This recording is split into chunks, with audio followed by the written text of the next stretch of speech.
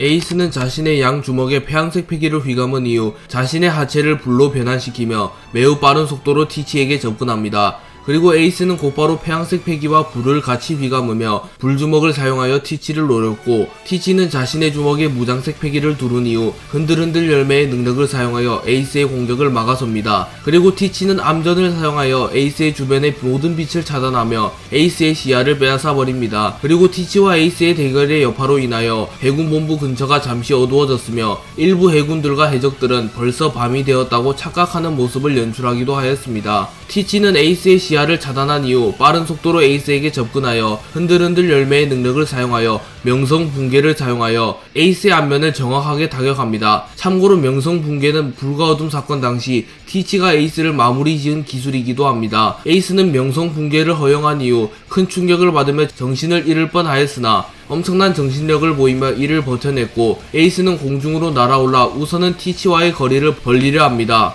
그리고 티치는 어둠의 소용돌이를 사용하여 에이스를 끌어당겼고, 에이스는 티치에게 끌려가면서 대염제를 사용하여 티치의 전신을 불태워버리는 데 성공합니다. 하지만 티치는 의외로 맷집이 매우 뛰어난 인물이며 인격이 통제되고 있는 상황이었기에 특유의 장난스러운 모습도 보이지 않았고, 티치는 인상을 찡그리며 에이스의 대염제를 버텨냅니다. 그리고 티치는 충격 해방을 사용하여 에이스를 정확히 타격했고, 에이스는 또다시 쓰러지며 불과 어둠 사건, 바나로 사건이 되풀이되려 하고 있습니다. 에이스는 티치에게 충격 해방을 허용한 이후 쓰러지게 되며 잠시 정신을 잃게 됩니다. 그리고 에이스는 생사의 기로에 놓이게 되었고, 아이러니하게도 에이스의 전투 의지는 더욱 확고해집니다. 그리고 에이스의 폐양색 패기가 극대화되었고, 에이스는 다시 정신을 차리며 일어섭니다. 그리고 잠시 거프의 회상이 나왔고, 거프는 어린 시절 루피와 에이스를 훈련시키고 있었고, 루피와 에이스는 어느 때와 마찬가지로 티격태격거리고 있었습니다. 그리고 거프 역시 별 감흥 없이 루피와 에이스를 바라보았으나, 에이스는 루피와의 대결에서 무의식적으로 미세하게나마 폐양색 패기를 뿜어냈고, 거프는 심상치 않은 느낌을 받으며 역시 그 녀석의 아들이라는 건가, 기백에 비해 폐양색 패기가 유독 강하다. 신세계에서 폐양색 패기를 가진 무수히 많은 강자를 보았으나 기백에 비해 폐양색 패기가 유독 강했던 녀석은 고작 3명, 골디 로저, 록스디 지백, 빨간머리 샹크스, 에이스 역시 그들과 마찬가지인 건가 라고 말하며 에이스가 록스, 로저, 샹크스와 마찬가지로 폐양색 패기가 유독 강한 인물 중 한 명이라고 말합니다. 하지만 거프는 그 힘을 깨달으려면 일정 수준의 벽을 돌파해야 한다. 오직 생사를 가르는 사륙전만이 폐양색 패기를 극대화할 수 있지. 또한 패기 사용자 본인의 무력 역시 신세계에서 정점에 오를 정도가 아니면 되지 않아 라고 말하며 폐양색 패기를 극대화하는 것은 최소 샹크스급 강자가 생사결을 통해서만 드문 확률로 성공시킬 수 있다고 말합니다. 그리고 에이스는 레일리를 만난 이후 빅맘을 잡아내며 최소 샹크스급 강자로 성장했으며 불과 어둠 사건, 로저 세라핀과의 대결을 겪으며 더욱 강해졌으며 티치와의 대결에서 생사를 넘나들며 사륙전을 거치고 있기에 거프가 말한 두 가지 조건을 모두 채우는 데 성공했고, 에이스는 로저, 록스, 샹크스와 마찬가지로 폐양색 패기를 극대화시키는 데 성공했습니다. 그리고 다시 일어선 에이스는 자신이 한 단계 더 성장했음을 깨달았고, 티치, 이제 결착을 지을 시간이다. 이번 대대였던 이 녀석의 죄는 전 흰수염 해적단 이번 대대장이었던 내가 처벌하지 라고 말합니다. 제2의 정상결전은 어느덧 전쟁의 중반부를 향해 달려갔고, 밀지모자 일당 전원은 각자의 자리에서 최선을 다해 전투를 진행합니다. 그리고 루피, 조로, 쌍디, 징베를 제외한 밀지모자 일당은 해군본부 기밀특수부대 소드와 대결하게 되었고, 나미와 히바리의 대결이 성사된 직후 브룩과 프린스 글스의 대결이 성사됩니다. 프린스 글스는 브룩과의 대결이 시작된 이후 나 참 뼈다귀랑 싸우게 될 줄은 몰랐는데 이런 녀석은 잡아봤자 거프 중장이 인정해줄 리도 없는데 말이지 라고 말하며 브룩을 무시하는 듯한 태도와 브룩을 잡아봤자 해군의 미래가 될 수는 없다고 생각하며 조금은 불만이 있는 듯한 모습을 보입니다.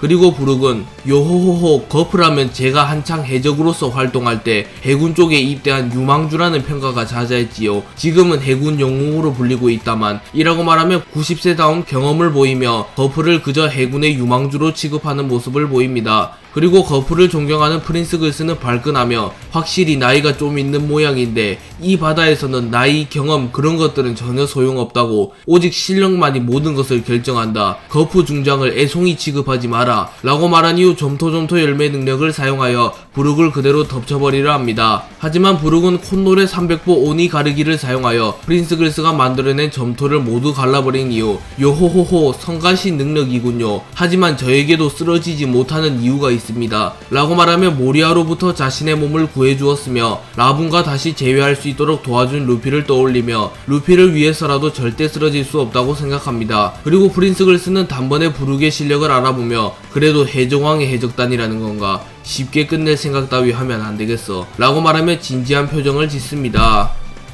프린스 글스는 부룩을 만만치 않은 적이라고 확신한 이후 채를 사용하여 부룩에게 접근하여 자신의 주먹에 무장색 피기를 휘감은 이후 부룩의 턱뼈를 그대로 부숴버리려 합니다. 하지만 부룩은 칼등으로 프린스 글스의 주먹을 막아낸 이후 매우 빠른 속도로 영혼의 춤을 사용하여 프린스 글스를 지나쳐갑니다. 그리고 잠시 후 프린스 글스의 양 어깨에서 피가 뿜어져 나왔고 부룩은 음속보다 빠른 속도로 프린스 글스를 베어버리는 데 성공합니다. 그리고 부룩은 전주곡 오페르를 사용하여 프린스 글스를 찔러버리려 하나 프린스 글스는 점토 방어막을 만들어내며 부룩의 공격을 막아섭니다. 그리고 프린스 글스는 성가신 해골 녀석이군. 이토록 빠른 녀석은 해군 내에서도 극히 일부인데 라고 말하며 부룩의 속도가 매우 빨라 따라잡기가 힘들다고 말합니다. 실제로 부룩은 이동 속도만 놓고 보면 밀짚모자 일당에서 최상위권에 위치할 만큼 빠른 캐릭터입니다.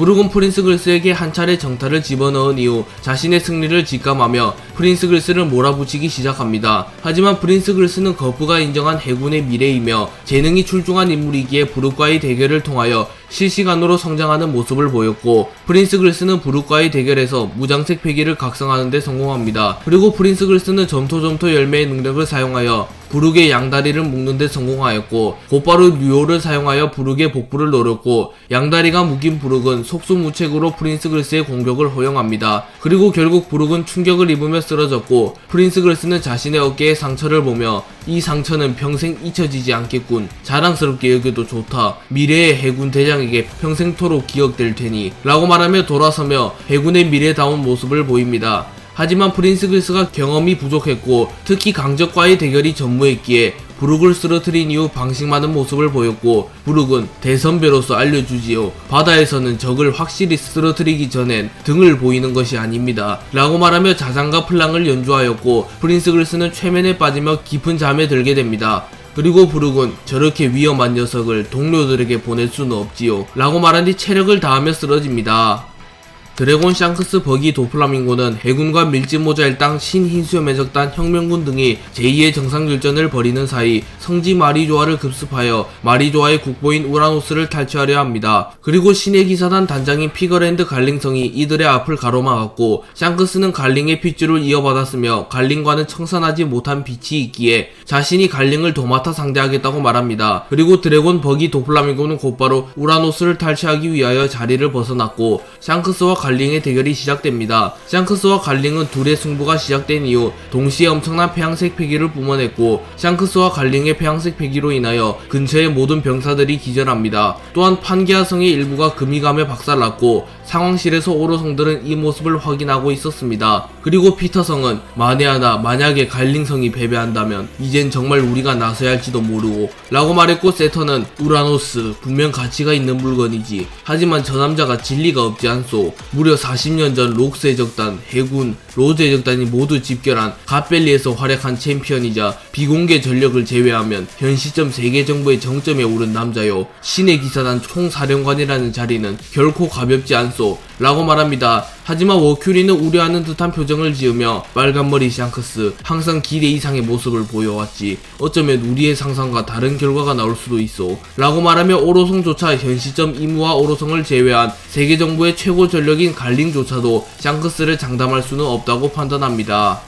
샹크스와 갈링의 대결이 시작되었고 샹크스는 자신의 그리폰에 폐양색 패기를 휘감은 이후 강력한 참격과 함께 폐양색 패기를 방출시키는 기술인 카무사리를 사용하여 갈링을 공격하였고 갈링은 40년 전 갓벨리 사건을 떠올리며 로저 녀석의 기술인가 그 녀석조차 신을 잡아내진 못했다. 아니 감히 대적할 생각조차 하지 못했다. 그런 버러지의 공격으로는 이 아비를 쓰러뜨리지 못한다. 라고 말한 이후 갈링은 자신의 크레센트 소드에 폐양색 패기를 휘감은 이후 월합 참식 일보 천하를 사용하여 샹크스의 가무사리를 완벽하게 방어해낸 이후 빠른 속도로 샹크스에게 접근하여 샹크스의 어깨를 베어버리는 데 성공합니다. 하지만 샹크스는 찰나의 순간에 무장색 패기를 사용하며 갈링의 공격을 최소화하였고 갈링의 공격을 버텨내는 데 성공합니다. 하지만 샹크스는 고작 한 합을 겨뤄봤을 뿐인데 자신의 실력이 갈링보다 한 수 아래라는 것을 깨달았고 샹크스는 신중한 운영을 가져가려 합니다. 그리고 갈링은 너 정도 실력자라면 지금까지의 행동은 그저 일탈 정도로 치부할 수 있다. 아니 반영룡을 잡아들인다면 천룡인들의 영웅이 될 수도 있지. 마지막 기회를 주마. 피그랜드 가문을 계승해라. 라고 말하며 자신의 아들인 샹크스에게 마지막으로 천룡인이 될 수 있는 기회를 줍니다.